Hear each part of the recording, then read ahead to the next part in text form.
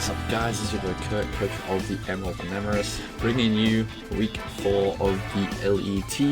I forgot to change my layout for the last Pokemon, but we're going up against Shadow Stitch here and his Charlotte Chandelures. So I'll do another quick run through of the team.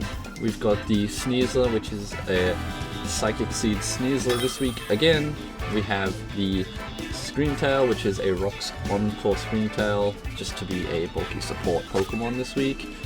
Then we have the Regidrago, which is meant to be where the Iron Treads is on the layout, just ignore that. We have the Scarf Drago with Explosion this week, so that's a lot of fun to just nuke something with an explosion if I get the chance, as well as Dragon Energy to do a whole lot of damage.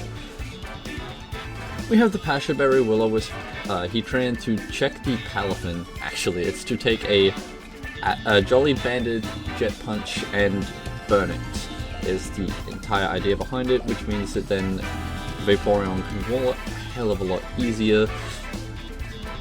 And then finally we have the Terrain Extender Indeedee to try and slow down that Palafin doing so much damage with its Jet Punches and other things like that.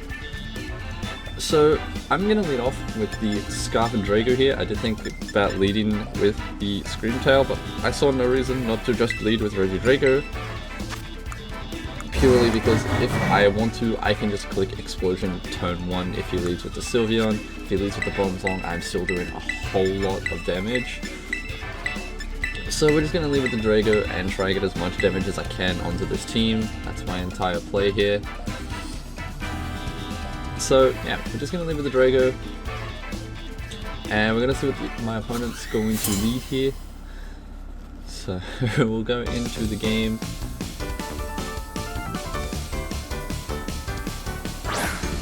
Okay, we're going to lead with the Bronzong. So this, I thought about just clicking Explosions, but Dragon Energy, if he was, but I also thought about going hard into Heatran, but if he body pressed, that I was taking way too much damage. You can see I'm hovering over Heatran, thinking about it, doing calcs, running the options through, but I can also scout to see how much I'm going to do with Dragon Energy, to see if he's Ace Bidef Bronzong or a Fizzbit Bronzong, depending on which way he wants to go about it. And so I ended up just staying in and clicking Dragon Energy because it gives me a whole lot of information about the set. So I love that animation, but we're doing about 40 to 50%-ish roughly, so that tells me that he is Fizdef Bronzong, which means this next Dragon Energy is going to put him in perfect range for late game Sneasler. As he does get the Rock Slap, which are slightly annoying. I didn't really bring any removal, but being able to just click Dragon Energy again is just massive.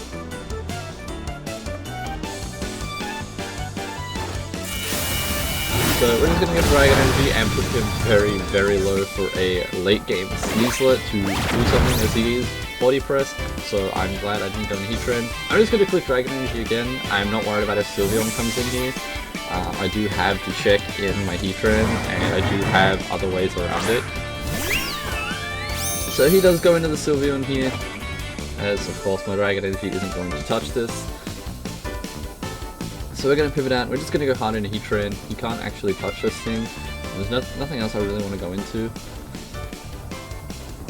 And this also means that Heatran can start to get some chip damage onto the team. So that's really, really nice. So we're going to get in Heatran, as he is actually just going to go for the Baton Pass to scout and get the pivot momentum back out, so that was a really good bring on his part. I wasn't expecting him to Baton Pass there for momentum, but he was just going to bring in the Garchomp. I was almost Shocker Berry this week to burn this thing. So we're going to go into my Vaporeon, because I feel like I can take any one hit from this Garchomp. So we get in Vaporeon, and we take the Rocks Chip. And I had a feeling that he would be like Scarf, Jolly Scarf to try and check the Sneasler, but no, he is adamant choice Scarf Garchomp. By the way he played that, otherwise he should have just clicked Sword Stance there for free. He had no reason not to Sword Stance. So I'm just going to fire off the Ice Beam. I lose nothing by clicking Ice Beam here.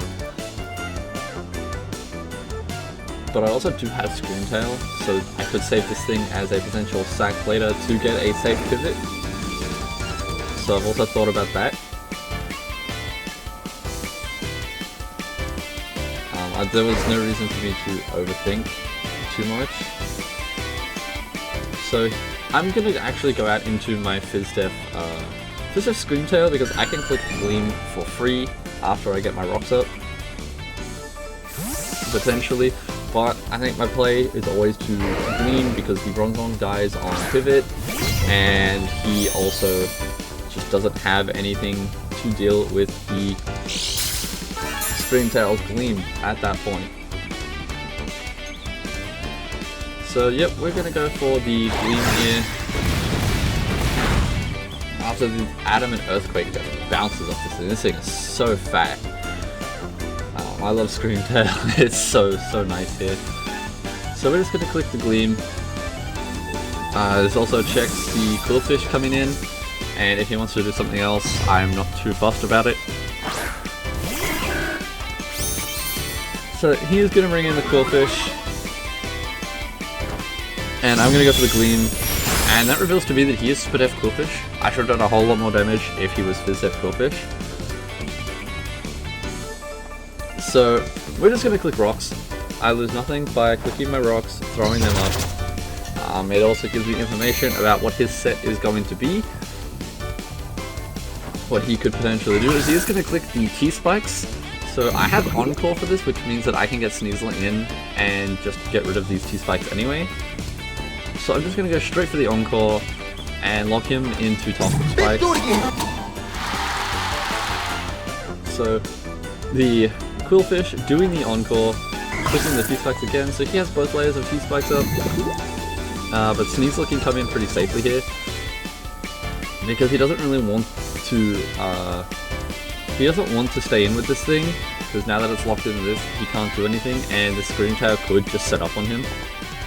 Is probably what he's thinking about. So we're just going to go straight into Sneasler to get rid of these. We're just going to clear these T-Spikes straight off the board. Not put up with them, not have any toxic on like Vaporeon or Indeedee or anything like that, so I'm glad we had the Sneasler still. So Sneasler going to take a little bit of chip with rocks, as he's just going to hard switch. And he is going to go into the Serena, so this is not a good switch for him. I don't think he was expecting my Sneasler to come in at this point. So I'm just going to click Gunk, because I see no reason to not click Gunk Shot at this point, as he's just going to go into the Bronzong and sack it to the rocks. So Scream Tail getting a kill to the Stealth Rock is really nice. So we're obviously not going to catch anything with that Gunk, and he's just going to be able to bring in the Garchomp again. I think he was trying to stop me from getting my Unburden boost from a White Herb, but that's not what I'm going for here. So my play is to always sack the Vaporeon here. I lose nothing by keeping Vaporeon around. By sacking Vaporeon, sorry. Keeping it around is not going to do much, it's so weak. I thought about just going hard in Indeedee, but there was no real point in me going Indeedee straight away when I couldn't really switch in on the Earthquake. So my play is to always just sack this Vaporeon. I do have other means around the Palafin because it cannot be banded, and the clicking Jet Punch around my Indeedee, so Indeedee really helping me out here to slow down Palafin and just be really vital later. So we're gonna sack the Vaporeon, which is unfortunate. Not much I could do there. And I'm just gonna go into Regidrago because I want to scout to see if this is Scarf Chomp. or if this is indeed like a band jump like I think it is. And I'm just gonna click boom. I lose nothing by just booming, because I'm already so low on health that my Dragon Energy is not going to do enough. He still has a Sylveon that I would like to catch on switch if he doesn't stay in. So we're going to try and boom here on this thing and see how far we get with that, because if we can boom on the Garchomp, that would be a massive, massive buff to the damage that we can do with Sneasler later, because it won't be able to switch in on anything if I get a bulk up off. As he was just going to go for the Terra, so I don't think he really needed to Terra here. There wasn't really any major need for him to click the Terra button. I guess he could have been scared of like a max speed Scarf on the Draco, but Draco was still doing like 40-ish% to that, so I don't know if that was really worth terroring at that point. But Garchomp is going to kill the Regidrago, and I'm just going to go into Indeedee, because my Indeedee always takes one and I can fire off a free Psychic here, or Energy Ball, and lose nothing. So we're going to get the Psychic Surge off, as we're just going to click, I'm pretty sure we just click Psychic here, oh, Energy Ball, so there's no reason not to just click Energy Ball. The only thing we can switch in on that is the Serena or the Quillfish, and if he goes Quillfish, I just click Healing Wish. That is always my play, is to just Healing Wish on the Quillfish and get Sneasler in. So he is just going to go for the Earthquake and do a massive chunk of damage. And I'm going to click Energy Ball and do about 50-ish%. And so here, I'm just going to try and fire off the Healing Wish. There's no point in me trying to switch. By me switching, I am just going to lose yet another Pokemon that I could potentially need for the late game. So my play is to always just click the Healing Wish with the Indeedee and just pass this wish off to the Sneasler, as he is actually going to go into Serena. So this is best case scenario for me, is he just brings in the Sneasler as I toss off the Healing Wish to the Sneasler. Good. My time has come. You must continue your journey without me. So Indeedee is going to go down here, which is unfortunate, but we are going to be able to get in this Sneasler at full health. Obviously it's going to take Rock's Chip again after the Healing Wish goes off, but that's fine. We can work around that. So Sneasler back at full, and now going to pop the Psychic Seed to get the Unburden. So this is pretty much a game for Sneasler that I just don't have to worry about at all. So I'm just going to click the bulk up, because this thing cannot touch me. I am not scared of this thing at all, so that's fine. I'm not worried about this doing anything at all, really, as the Quillfish is going to come out. He's going to get the Intimidate, but I'm going to get the bulk up, so my attack is going back to neutral here. And I know that my close combat is doing about half. So, close combat, get a fire off on the Quillfish. I know he still takes one. And he could haze here, so he's probably going to try and get rid of my boosts, which is fine. I'm not worried about that at all. So I'm just going to click CC, as he is just going to click the haze, so good play there.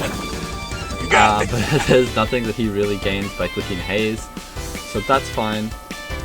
I'm just going to close combat again. I think there's nothing that I really lose by clicking close combat here. But I could also just click bulk up again on a potential haze. So I'm just going to click the CC again. So now at -1, and he still has a Serena that I can sort of just bulk up on. I'm not too worried about a Serena here. can't really touch me at all. So that's fine. Serena can come in on this at any time, as he does go into Palafin to get his turn of 0 to hero, because he hasn't brought this thing out yet. So I'm just going to bulk up in this thing's face. This thing can't touch me, and he would have to flip turn, but he's not going to stay in because he's obviously, he can't risk this thing getting killed at all. So we get a free bulk up as he does go into the Sylveon here, and this thing just dies to a +1 gunk shot here. So I have no hesitation to just click gunk on this thing. There's zero hesitation on my part. His ground type is now a water type, and his steel type is now dead. So gunk is super free. We crit the Sylveon, but I don't think that mattered. I'm pretty sure from Chaos I always O-code a FizzDef Sylveon with gunk shot from that range, so that's fine.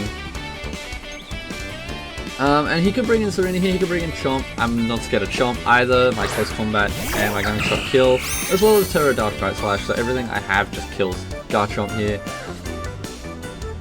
But I'm not scared of this thing at all. I can just click bulk up on this thing again. This thing cannot really touch me, even player up is not even going to do 20% to my set. Oh well, not 30% to my set. It'll do about 20% is what I meant to say. So he's going to go for the flare up and do it roughly 25-ish%. It's a Psychic Terrain disappears, but now I am +1 defense, +2 attack, and I have no hesitation to just click gunk again. I could just start gunk shotting things here. So we're going to click the gunk, and we're going to kill the Serena this time with the Sneasler. So that's already up to 3 kills for the Sneasler, and there's only 2 Pokemon left. So Sneasler is about to go crazy here, but he's going to bring in the Garchomp. I know that ain't who I think it is. I'm not too worried about Garchomp, because I could gunk shot here. I do risk the miss, but from this range at +2, the Terra Dark Knight Slash actually does kill.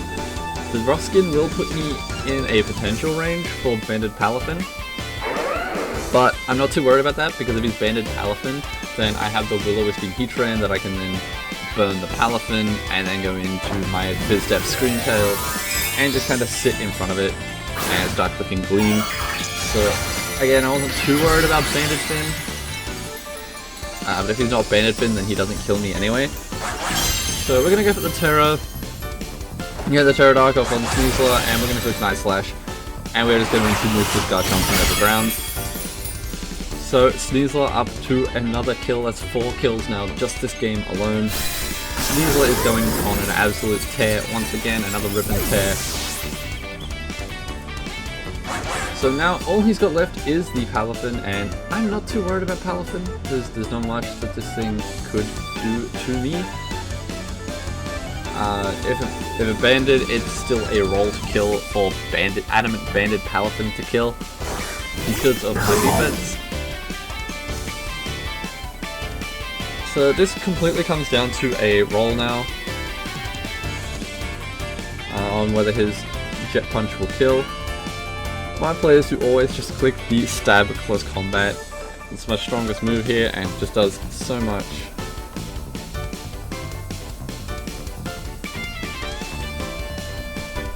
So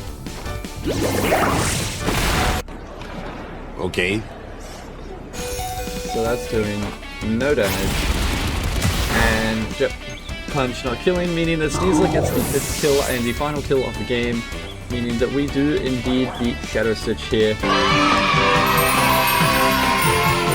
GG's to Shadow Stitch. That was a really good game. I was very scared for a while there that I was just going to lose to the Palafin in the late game, but Sneasler coming in clutch with the bulk ups. And so next week we take on Pokeboldy and his Dundee Darmanitans, so that should be a good game. After playing Boldy in FBL, I'm excited to play him again in LAT, and I will see you guys next week for week 5.